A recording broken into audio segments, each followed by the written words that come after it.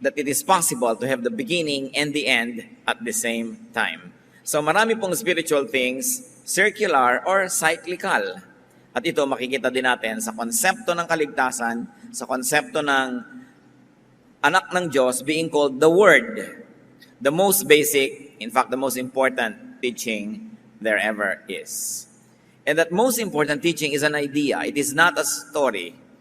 So it is not as easily understood as a story.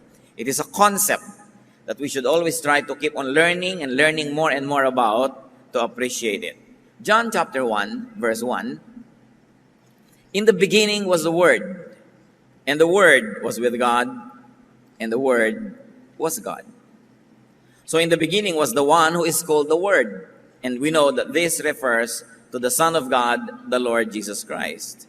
And that Word was truly God and was with God from the beginning.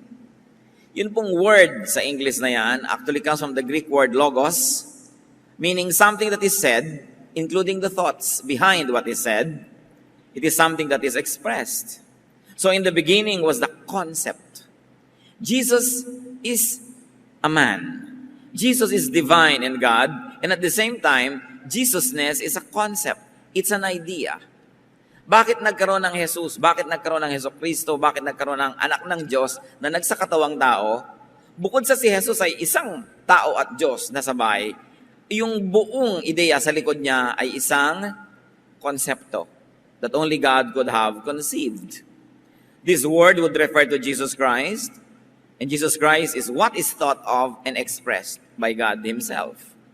Jesus Christ is a topic, an idea, a concept. While Christianity is a very beautiful and arresting story, Christianity is really an idea. It is a concept that comes from God Himself. Indeed, Jesus as Son of God, as incarnate, the Spirit that had become flesh, as Savior, is a person and at the same time an idea, and at the same time a rescue plan. Pag nakakita ka ng emergency exit, it's an idea of how you might get out of trouble. The name Jesus and the person of Jesus and the idea behind Jesus being born is also an emergency exit. It's a way out. It is a rescue plan. So the whole person and ministry of Jesus is an idea that was with God in the beginning. Pagka ating tinignan-tingnan yung mga kahulugan ng John 1:1 na yan. At kung tayo po'y lulundag, para po makita natin yung sino nga ba talaga yung word na yan? Sabi sa John 1:14, the Word became flesh and made His dwelling among us. So yung ideya, yung konsepto, naging literal, naging tangible, naging material reality. We have seen His glory. So nakita ang kanyang kaluwalhatian, isang pagpapatunay na naging totoong material, yung ideya na dapat sana hindi nakikita at naiisip lang. We have seen His glory, the glory of the one and only, who came from the Father, full of grace and truth. So the concept and the person that became the tangible concept, Jesus Christ, is called one and only. Walang kamuka, walang kaparis, hindi na mauulit pa. So the idea, the word, became physical reality. At yun ang sineselebrate ng Pasko. That the word, the idea of God, became a human being and lived here with us. We saw His true glory, the glory of the one, the only Son of the Father. From Him all the kindness and all the truth of God have come down from us. So iniisip ng Diyos, naging realidad dito sa mundo, naging tao, si Jesus yun. An idea born of God. That's why pwede mo rin sabihin, Son of God. Galing sa Diyos. Sa Kanya nagmula.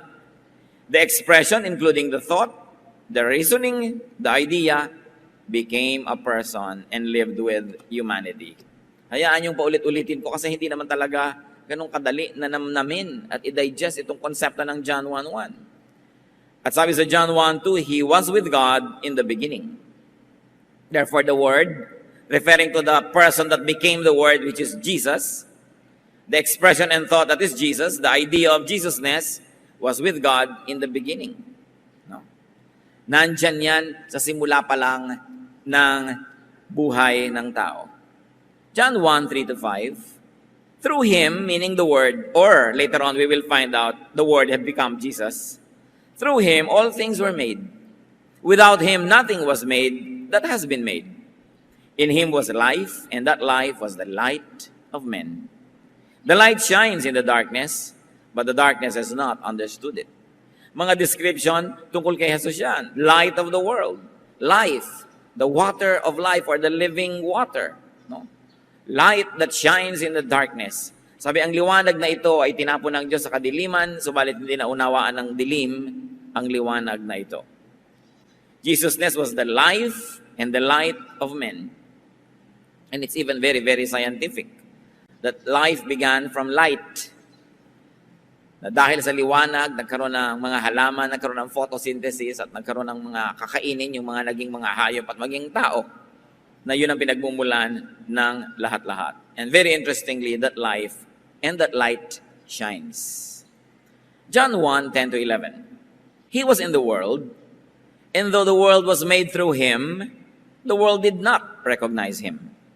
He came to that which was his own, but his own did not receive him. So kahit daw ang Panginoong Diyos, ang Panginoong Jesus, ang ideya ng Diyos Ama, nando na sa simula pa lang, nakasulat na sa kalikasan ng kabaitan ng Diyos, ang mga batas ng Diyos ay nandyan sa kalikasan, nung yung ideya ng Diyos ay naging tao, hindi naman naintindihan ng mga tao. Bumaba na nga mula sa langit patungo sa lupa para lalong mahipo, makita, madinig, maunawa, maraming hindi nakaunawa. Pumunta daw ang Panginoong Diyos doon sa kanyang sariling bayan, sa kanyang sariling lipi, mga tao, dahil nagsakatawang tao ang Diyos, pero hindi naman siya tinanggap. So Jesus was in the world was made through Jesus and Jesusness, or the very concept behind the person of Jesus, but the world did not recognize Jesus. The world chose darkness instead of light. The Word came to the world, which he owned, but the world did not receive the Word. John 1:12-13, yet, and this is the heart of Christianity, to all who received him, to those who believed in his name, he gave the right to become children of God. Children born not of natural descent, nor of human decision or a husband's will, but born of God. Pero daw sa lahat ng tumanggap doon sa salita, sa ideya, sa konsepto, meaning kay Jesus, sa lahat ng naniwala sa kanyang pangalan, at ang kahulugan ng pangalan na yun, na siya'y tao, siya'y Diyos, siya'y magliligtas, binigyan niya ng karapatang maging mga anak ng Diyos. Anong ibig sabihin? Na bago mo tanggapin si Jesus at bago mo paniwalaan, hindi ka anak ng Diyos. Kasi pag lang nadinig mo na, pinaniwalaan mo, tinanggap na, doon ka palang binibigyan ng karapatan na maging anak ng Diyos. Ang totoo, dati kang anak ng Diyos, dati akong anak ng Diyos, pero may nangyari na hindi na tayo naging anak. Kasalanan yon. Kaya ipinadala si Jesus para maging anak tayo uli. Bumalik tayo dun sa nawalang pribilehiyo at status, which is that of being a child of God. Yet some people accepted him and put their faith in him. So he gave them the right to become the children of God. They were not God's children by nature or because of any human desire. God himself was the one who made them his children. Sabi, hindi inisip ng tao yung salvation. Hindi inisip ng tao yung konsepto ni Jesus na ang anak ng Diyos ay maging tao at the same time Diyos. Hindi. Diyos ang nag-isip niyan. At ang natira na lang para sa tao, yun ay tanggapin, paniwalaan. At sabi, to all who receive Jesus, to all who believe in His essence and His mission, meaning His name, He gives the right to become children of God again. Nagiging anak ka ng Diyos muli, matapos mong paniwalaan at tanggapin si Jesus. So belief in and acceptance of Jesus turns a person into a child of God. Pag naniwala ka kay Jesus at tinanggap mo siya sa iyong puso, biglang may nangyayaring pinakamalaking himala sa buong creation, nagiging anak ka ng Diyos. Sabi, hindi ikaw ang may kakagawa nun, Diyos. And you are born not from the flesh, not of man, but of God. Ibig sabihin, hindi yan natural process. It is a supernatural process. himala para mangyari yon. Ano po ang premise? Anong pinagmumula ng mga ideya na ito? Bakit kailangan mangyari that the Son of God would become Jesus, the man, and God at the same time? May pinagmumula niya na background because man was born of God. At sinabi na yan sa chapter 1, nagmula ang lahat sa Diyos, lalo na ang tao. So God made man. That's premise 1. The idea and the expression of the thought of having human beings came from God. Genesis 1, 26-27. Then God said, let us make man in our image, in our likeness. So God created man in His own image. In the image of God, He created him. Male and female, He created them. So ang babae at lalaki, parehong ginawa sa wangis ng Diyos. At Diyos ang lumikha. Yun ang unang premise. Diyos lumikha ng tao, nakamukha niya. Kawangis niya, dahil ang espiritu ng tao na yon, espiritu niya, wala nang iba. Man is the Spirit of God, made to dwell in the flesh. Made to dwell in dust, in the body that we have. Yun lang ang pinagkaiba ng tao sa Diyos. Yung espiritu ng Diyos at espiritu ng tao, pareho. Pero ang espiritu ng tao, pinatira ng Diyos sa katawan, sa lupa. Samantalang yung Diyos na natiling walang ganong katawan, espiritu lang siya. So actually, the first incarnation, God's Spirit manifesting in the flesh, is man. Si Jesus ang pangalawang incarnation ng Diyos. Pero yung Diyos, ginawang tao, tumira sa katawan, yun ang unang incarnation. Yun ang unang creation. That was God's Spirit housed in flesh. Genesis 2:7, the Lord God formed the man from the dust of the ground and breathed into his nostrils the breath of life, and the man became a living being. So ang espiritu ng Diyos, naglagay siya, isinama niya sa lupa, naging tao, pero espiritu rin niya yon, kaya image niya. But the Spirit of God was made one with dust, with flesh, to live a spiritual and an earthly life. So dalawa ang buhay ng tao. Spiritual dahil may espiritu siya, earthly at material dahil may katawan siya. Men are those who live in houses of clay, whose foundations are in the dust. Yan ang pinagkaiba ng tao sa Diyos. Nakatira siya sa tahanang alabok. Palayok lang ang tinitirhan niya. The spirit is eternal, but the body is not. 1 Corinthians 6:19, do you not know that your body is a temple of the Holy Spirit? Kaya kung paano merong bulwagan ng Panginoon, templo ng Diyos, material, bato, bakal, pero tinitirhan ng Espiritu ng Diyos dahil templo niya. Ganon din yung katawan ng tao, lupa, material, pero nakatira yung Espiritu ng Diyos doon, kaya nagiging banal ang katawan ng tao. Premise 3, God's Spirit in man, meaning man himself, should return to God after this earthly life. So ang Espiritu ng Diyos, inilagay niya kasama ng lupa, naging tao, pero dapat yung Espiritu na yon babalik din sa Diyos. Dapat ganun. Sabi yan sa Ecclesiastes 12:7, and the dust returns to the ground it came from, and the Spirit returns to God who gave it. So ito ang magandang nangyayari sa kamatayan dapat. Yung katawan babalik sa lupa, at yung Espiritu babalik sa Diyos. Sandali lang silang magkasama. Therefore, that would complete the cycle and the circle of life. The Spirit of God, inilagay sa lupa, nabuhay ng kung gaano man kahabang panahon, pero yung lupa, mamamatay din, yung Espiritu babalik sa Diyos. Hindi naman ipinaliwanag ng Diyos kung bakit may ganung excursion, yung Espiritu niya, na naging tayo, pero tayo, hindi siyang siya dahil meron tayong katawan. From God to earth, with dust, in the flesh, and then after a while, back to God. Yun ang kahulugan ng buhay. Kaya ang tawag sa atin, we are pilgrims. Tayo'y nakikiraan lang sa lupang ito. Hindi talaga tayo taga rito dahil tayo'y taga langit. Kasama tayo ng Diyos, hinilagay dito sa mga dahilang hindi niya ipinaliwanag, pero ang dapat purpose ng life, pagkatapos na yung lupang katawan, ay mamatay na, bumalik sa Diyos ang Espiritu. Dapat bumabalik. Kaya nung si Stephen, nung binabato, ang sabi niya sa Acts 7:59, Lord Jesus, receive my spirit. Binabato nila ang katawan ko, mamamatay ang katawan ko, dudugo, uubos ang dugo ko, madudurog ang aking buto, babalik ako sa lupa, pero yung espiritu ko, tanggapin mo, Panginoon, babalik ito sa'yo. Kaya ang kamatayan, ang number 1 na nagpapalaya sa tao para makabalik sa Diyos. Hindi yan kinatatakutan ng mga mananampalataya. Bagamat dahil tayo'y nakatira sa katawan na ito, natural, wired tayo to protect the body, wired tayo, nakaprogram tayo to love life in this world because we are of the world then, dahil may lupa tayong katawan. Pero yun ay habang nakakatira pa ka pa lang dyan. Pero oras na namatay yung katawan at nakalaya yung espiritu, ang pagpapasalamat mo na lang na nakalaya ka na dyan. Kasi maiiba ang yung buong pananaw pag binitawan mo na yung katawan na yan. Pero may nangyari mga kapatid. Ang espiritu ng Diyos, inilagay niya sa alabok, nagkaroon ng tao, mamamatay yung alabok, babalik yung tao sa kanya. Pero may nangyari during the excursion. But sin contaminates the spirit and it dies.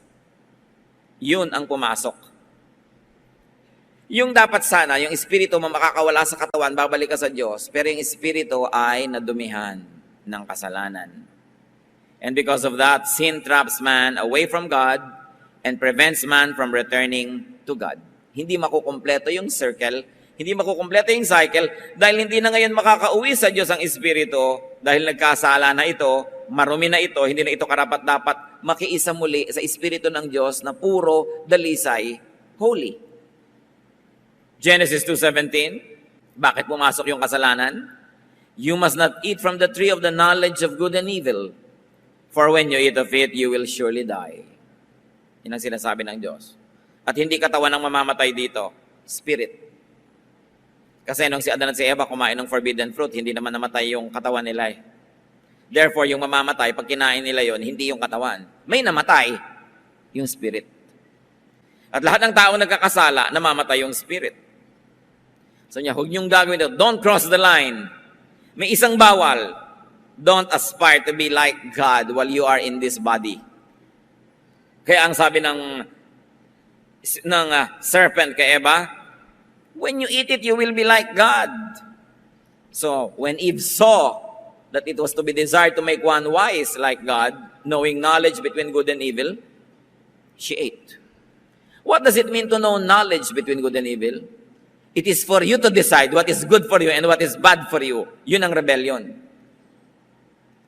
Kaya pag sinabi ng magulang sa anak, anak, papasok ka sa school, huwag kang a-absent para lang maglakwatsa. What is rebellion? When the child goes against the will of the parent and says, well, it is good for me na mag-malling ngayon, a-absent ako. Yun yung rebellion. Ikaw ang nagde-decide para sa'yo what is good or what is evil for you. At yun ang ibinigay ng Panginoon na kondisyon sa mga tao. Hindi kayo magpapasya niyan, ako. Akong magsasabi kung anong tama at mali, ang gagawin niyo lang, susundin niyo kung ano yung tama. Pero sabi nung ahas, pag kumain kayo niyan, makakapagpasya kayo kung anong tama at mali. In fact, the very act of eating it, you already made a decision what is good for you. And what is good for you, what God said was bad for you. Kaya rebellion yun. At sabi ng Lord, when you eat of it, you will die. Pag in-apply natin sa buhay, when you decide what is good and bad for you, against what God says is good or bad for you, you are rebelling and your spirit dies. So lahat ng tao nagkasala. Ezekiel 18:20, the soul who sins is the one who will die. At ang nakakalungkot, sasabi sa Romans 3:23, for all have sinned and fall short of the glory of God. Therefore, everybody is dead. Lahat ng tao nagkakasala, nagde-decide sila what is good for them and what's bad for them against what God says is good or bad. And that kills the spirit. At oras na nangyari yon, na nagpasya ka na kung anong mabuti sa'yo, laban sa sinasabi ng Diyos kung anong mabuti sa'yo, you are subjected to polarity, to dualness, to tension. Kasi minamabuti mo na yung minamasama ng Diyos. Yung Diyos ang nakatira sa'yo. Yung Diyos ang spirito. Yung katawan mo ang nasusunod. Yung kasalanan at layaw niya ang nasusunod. Naglalaban. Nagiging dalawa ka, hindi isa. And you know the importance that God attaches to oneness. That you must be one. Buo, isa ang loob, hindi hati. Nagkakaroon ng paglalaban, flesh versus spirit, sin versus holiness, weight versus lightness. What do we mean? Dapat pag namatay ka yung spirito, magaan, aakyat sa langit. Pero pinabibigat siya ng kasalanan, hindi siya makaangat, hindi siya makababalik. That's why it is important for a reversal to happen. Kailangan may mabaligtad sa buhay ng tao para maging anak siya muli ng Diyos. Kasi nung nagkasala ang tao, hindi na siya naging anak ng Diyos. Patuloy ka nagkakasala, hindi ka anak ng Diyos. Ano ngayon ang dapat mo gawin para baligtarin yan? Dapat mong labanan yung kasalanan. Dapat mong baligtarin ang effect ng kasalanan sa iyong buhay.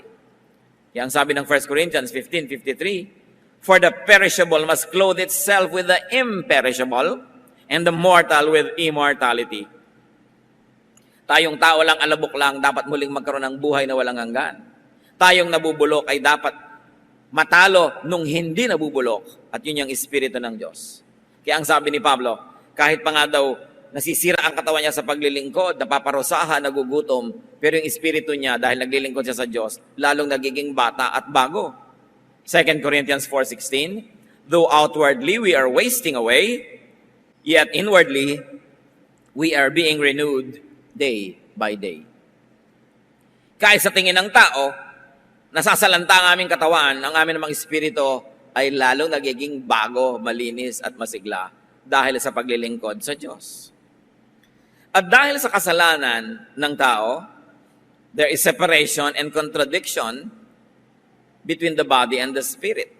Therefore, naging kailangan, it has become a necessity for the spirit to prevail over the body. But how can the spirit prevail over the body when the Bible itself says that the spirit is willing but the body is weak? Good news, ang tao galing sa Diyos. Better news, ang tao babalik sa Diyos pag namatay. But very bad news, yung spirito niya dahil nagkasala, hindi na makakabalik, nakulong.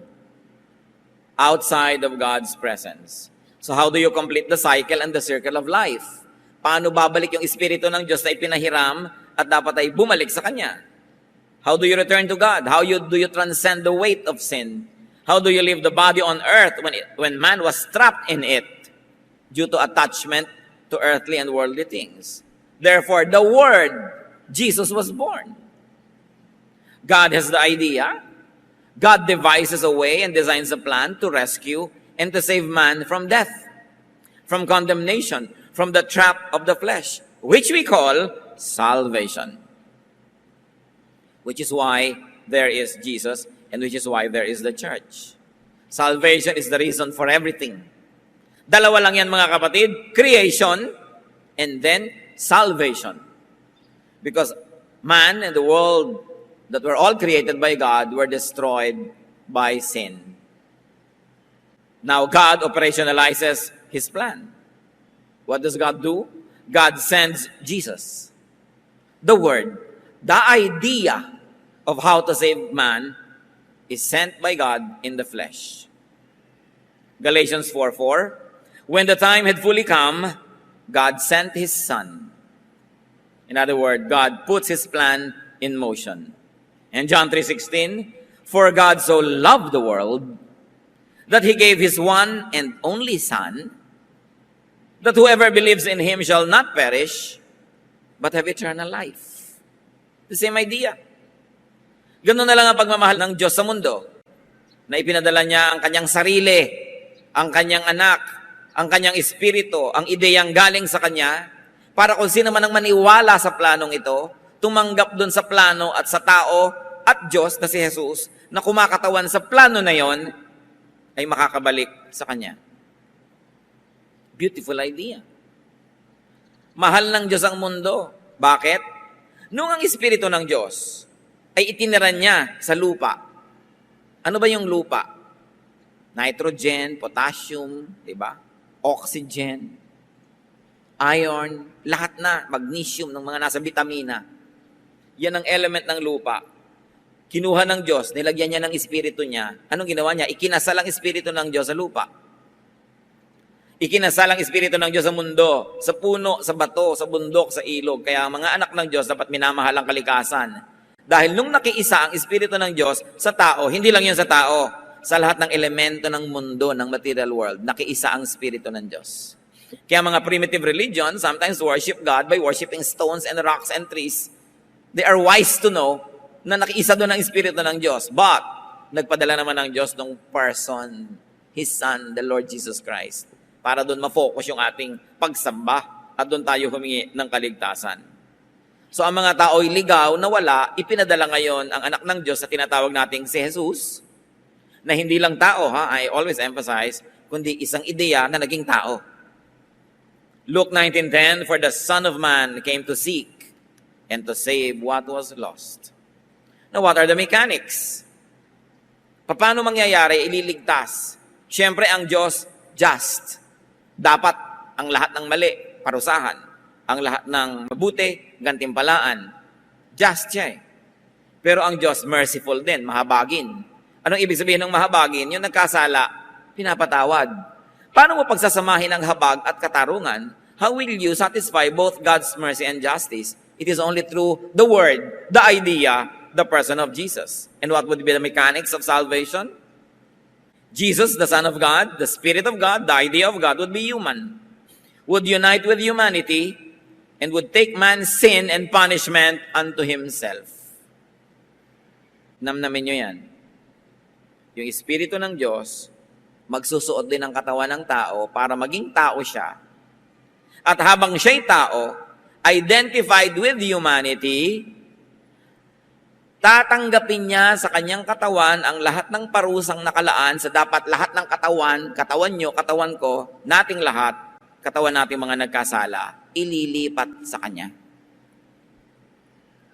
Kaya nung siya ay nasa krus, sabi niya, Father, Father, why have you forsaken me? Because even the Spirit of God, the Father in heaven, could no longer fellowship with Jesus, the man, and the God at the same time, because all of the sins of the world were put on His body.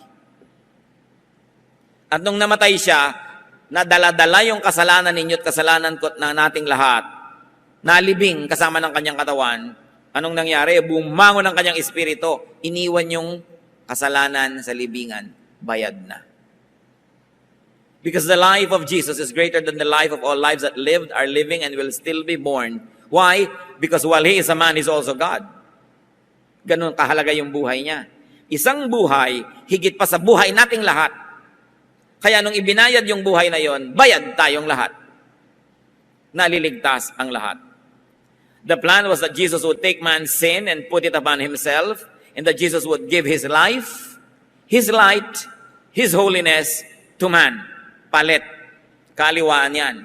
Ang nangyari sa krus, kinuha ni Jesus lahat ng kasalanan ng tao. Sinong tao? Yung naniniwala. Yung naniniwala at yung maniniwala pa lang pagdating ng panahon, lahat yon sabay-sabay. Bakit pwedeng gawin ni Jesus? Because God in Him is timeless. Well, the body that He wore was flesh and it had time and limited by time. The Spirit in Him is timeless. Therefore, He took all those sins into His life.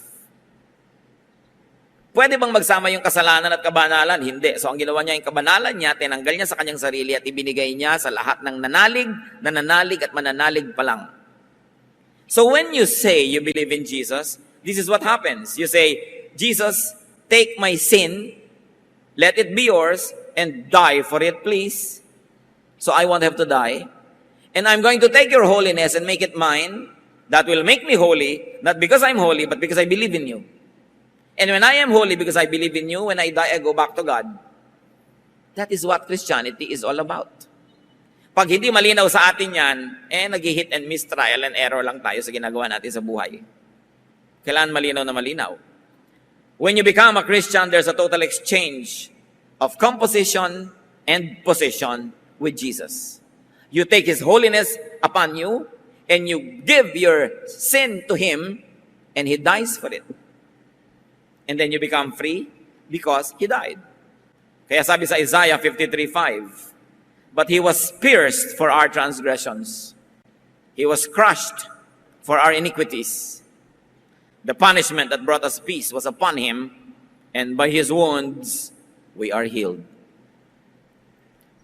Sabi, siya ay sinaksak, sinugatan dahil sa ating mga kasalanan. Siya ay dinurog dahil sa ating mga pagkakasala at pagkakamali. Yung parusang dapat sana'y atin, pero naligtasan natin, itinambak sa Kanya. At gumaling tayo dahil nalipat sa Kanya ang ating mga sugat. Kaya ang tawag, Savior. At kaisa-isa yon, one and only. There are only two religions on earth, brothers and sisters. Don't be deceived by brands and by names. There are only two religions. Religion number one, and 99% of all religions in the world fall under this category, save yourself. Yun ang religion number one. Yan ang ginagawa ng napakaraming tao. Kaya pinaparusahan yung sarili nila, kaya nag-aayuno, kaya hindi kumakain, kaya umaakyat ng mga bundok, kaya nagpapapako sa krus, kaya kung ano-ano pa. They are saving themselves through their own deeds. And there is religion number two, biblical Christianity. Jesus, the Son of God, is your Savior. Inaako niya ang kasalanan mo, ibinibigay niya sa iyo ang kanyang kalinisan. That's why you are called a saint. You are called holy. You are called child of God, not because of your deeds, but by the deeds of Jesus. 1 Peter 2:24. He himself bore our sins in his body on the tree, meaning the cross, so that we might die to sins and live for righteousness. Kaya ang Kristiyano, binabaptize, ibig sabihin nun, tinanggap niya si Jesus, inilubog siya sa tubig, inilibing na yung dating siya. At pag ahon niya sa tubig, ano yung sinisimbolize? Bago nang siya. Born again, a new person, a new creation. That's why you begin to have a new life. Kaya pag yung Kristiyano, tumanggap na sa Panginoon, tapos nagpabaptize at lahat-lahat, tapos bumabalik sa kasalanan, sabi sa Bible, the dog returns to its own vomit. Binabalikan mo yung dati mong isinuka na. Bakit? Pag-atras yan, hindi yan pag-asenso. 1 Thessalonians 5:10, He died for us that we may live. 1 John 1:7, the blood of Jesus, His Son, purifies us from all sin. So Jesus, God's Son, God's idea, God's plan, God's Spirit, is man's Savior and friend. Kaya ba nating maunawa? Ang Diyos, ipapadala niya ang kanyang sariling anak, ang sariling espiritu, magsusuot din ang katawan ng tao tulad ng ginawa nung unang tao at ng lahat ng tao. Ginawa din ni Jesus, espiritu ng Diyos, nagkaroon ng katawan. Anak ng Diyos, nagkaroon ng katawan. Para itong katawan na ito ibayad sa kasalanan ng katawan ng tao. At para yung espiritu ng Diyos na daladala niya, ipalit do sa espiritu ng Diyos na nadumihan na hindi na makabalik-balik sa Diyos, na hugasan yung espiritu na yon dahil sa dugo ni Jesus. This is the wonder of Christianity. That God would go down to earth, unite and exchange positions with humanity, die for man's sins, rise as Savior, and then take people back to heaven through the credentials of the Savior. Pumapasok ka sa pinto ng langit, ang ticket mo si Jesus, hindi ikaw. John 5:24, I tell you the truth, whoever hears my word and believes him who sent me has eternal life and will not be condemned. He has crossed over from death to life. Powerful verse. Memorize it. Sabi niyo, sino man makarinig ng aking katuruan at manalig sa nagsugo sa akin, sa nagpadala, yung Ama sa Langit, sa ideya niya na iligtas kayo sa pamamagitan ko, meron kang buhay na walang hanggan. Di ka na uusigin, tumtub ka na mula sa kamatayan sa buhay. Past na yan. He has crossed over from death to life. You don't cross over from death to life when your body dies. You cross over from death to life when you accept Jesus as Savior and Lord. Here, now, or wait, it happened. Tapos na. Thus, we are free. Hindi tayo nagyayabang pag sinasabi ng ako sure na sa salvation. Sasabihin mo, magyabang naman ito, buhay pa, magkakasala pa, tas na. Kasi tinapos na. You have crossed over from death to life. Tapos na. Hinihintay na lang natin yung katawan natin bumigay para pawalan yung espiritu nating nakakulong doon. Kaya nawawala ang takot sa kamatayan. Sabi, where, O death, is your sting? Where is your victory? Alam nyo, nakakatakot yung kamatayan kung oras na namatay yung katawan mo, binigay yung espiritu mo, pumunta sa impyerno. Hinila pa baba. Pero kung nakawala yung espiritu mo at umakyat sa langit, anong nakakatakot doon? Pero siyempre, dahil nga tayo'y tao at may katawan tayo, takot pa rin tayong mamatay kahit tayo espiritual. Likas yun dahil para i-protect natin yung life natin. Inilagay din ng Diyos yun, yung pagmamahal sa buhay na ito. Para i-protect mo yung life na binigay niya. Pero kung talagang hindi na maiiwasan, ayun na yung kamatayan mo o kamatayan ng mahal sa buhay, luwagan ng dibdib, ibigay ang Espiritu. Sabi ni Stephen, Jesus, receive my spirit. At kung sakasakaling magkakaroon kayo ng pribilehiyo yung maghingalo at magdrama bago mamatay, sabihin nyo rin, Jesus, receive my spirit.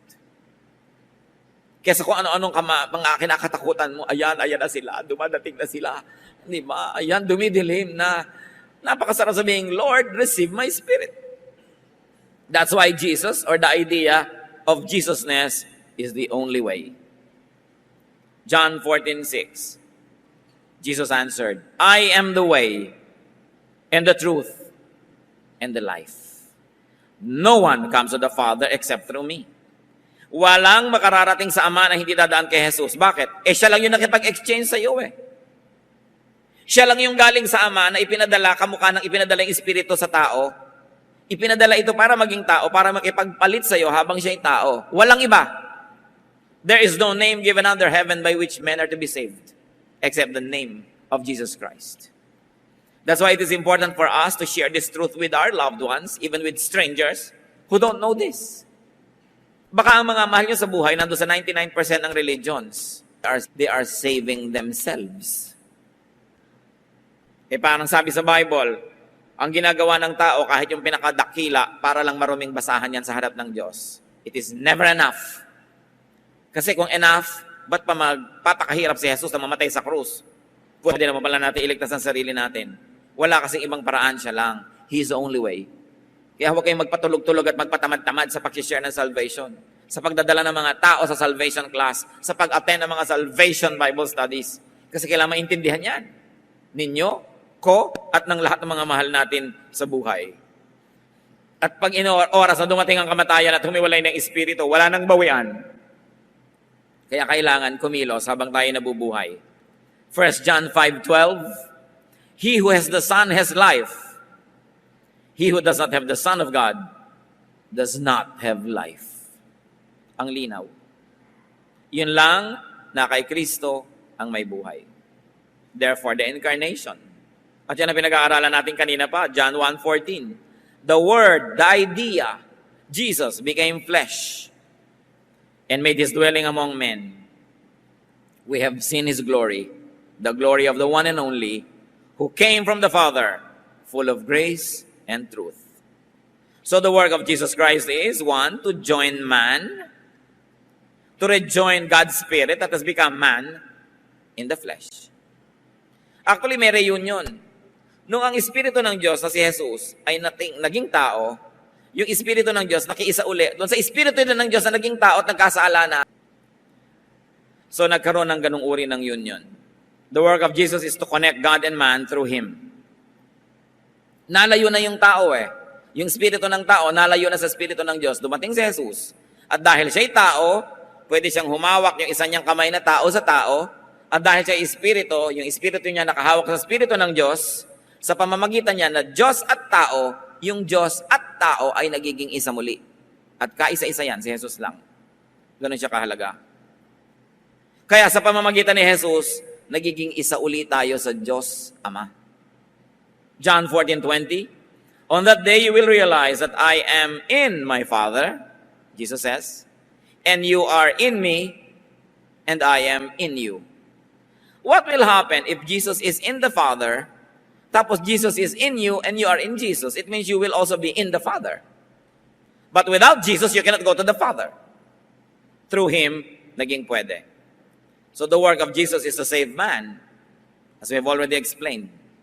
And then when that man dies, to lead and bring that man back to God in spirit form.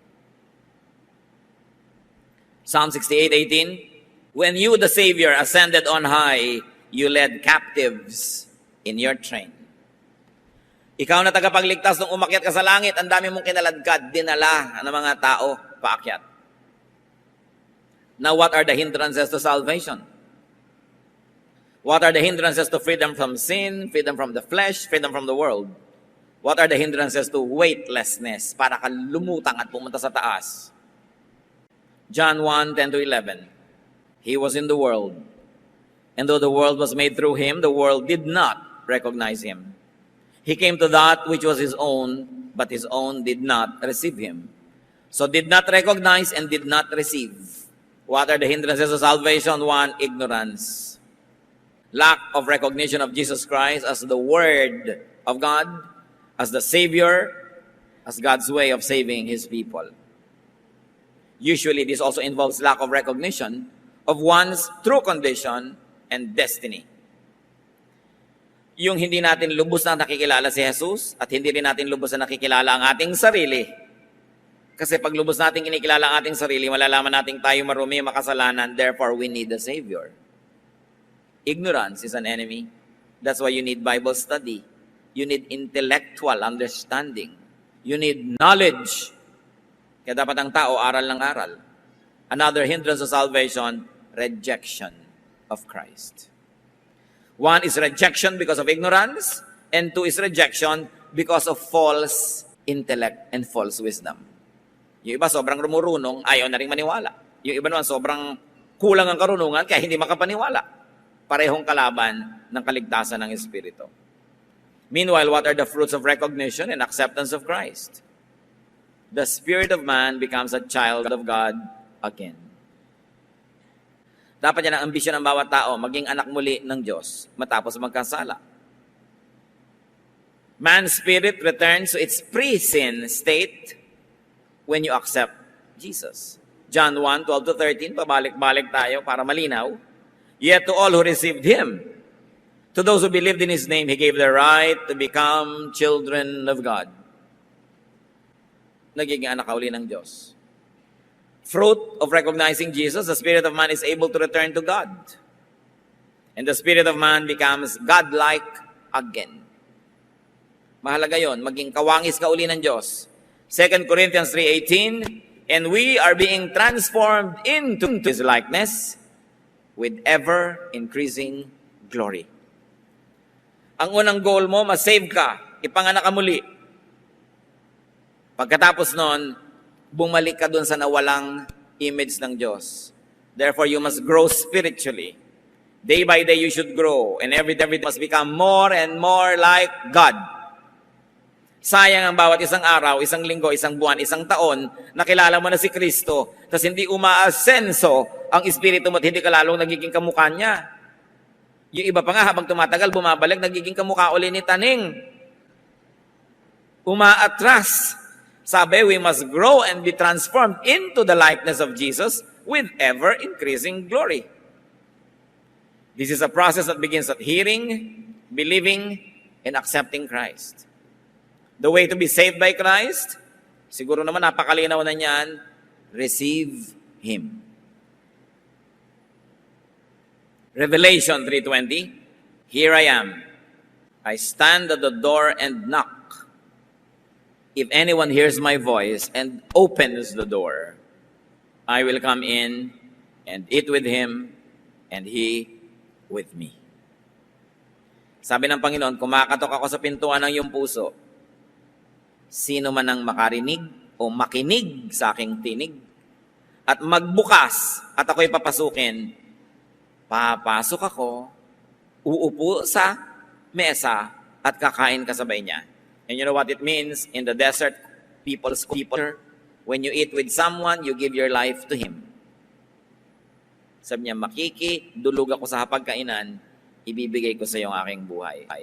Have you received Jesus with this clear understanding of what it means to receive Jesus? What else is the way to be saved by Christ? Believe in Him, in His name, in His personality, in His mission, in the concept and the idea of salvation. Acts 16:31, believe in the Lord Jesus and you will be saved. You and your household. In other words, you want to be saved, be born again. Allergic yung iba sa mga religious words na ganito, but you cannot escape it. John 3:3, in reply, Jesus declared, I tell you the truth, no one can see the kingdom of God unless he is born again. Kung di ka ipinapanganak na muli, hindi mo makikita ang kaharian ng Diyos. Ngayon, marami mga born again, hindi siguro nila alam born again sila. Kasi pag naniwala ka kay Jesus, tinanggap mo siya, born again ka eh. Kahit nalaman mo o hindi na nangyari pala yon.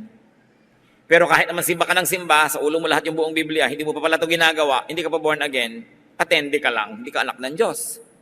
Kaya mahalagang linawin ang ganito mga bagay.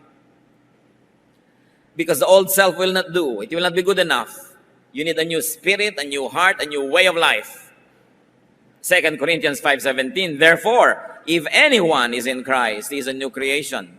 The old has gone, the new has come. And this is what we often forget. That if you are in Christ, you are a new creation. Hindi ka na nahuhulog sa mga dati mong kinahuhulugan, hindi mo dapat pinaggagawa yung mga kasalanan dati mong pinaggagawa. Kasi bago ka na eh. At every day, you renew your commitment to the Lord. Kasi every day, may darating uling tukso at marami sa atin, bumibigay uli, nagkakasala. Salamat na lang, 1 John 1:9. God is faithful and just and will forgive us if we confess our sins. Renew yung relasyon natin pagka ating inihihingi ng tawad.